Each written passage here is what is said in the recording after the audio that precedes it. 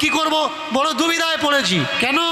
বাড়িতে মায়ের মন্দির, সোনার গহনা ছিল, এই সকালবেলা দেখছি তালা ভেঙে কোন চোরে চুরি করে নিয়ে গেছে।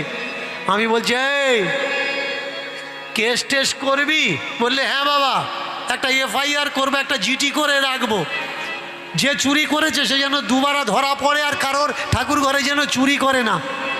এই ও চোর নয়, ও তোর থেকে আরো বড় ভক্ত। কেন বাবা, ভক্ত কি করে হলো? ও যদি ভক্ত না হবে, মায়ের গায়ের গহনা ও খুলছে, তো মায়ের হাতে খাড়া তো ছিল নাই, বা গলায় দিত, একটু নাড়িয়ে ভয় দিত। মা ভয় দেখায়নি। মা মনে করলে ওরে এ তো ভক্ত মানুষ, তোর থেকেও বড় ভক্ত, তাই দেখলো গহনাগুলো আমার গায়ের থেকে এর অনেক দরকার, যা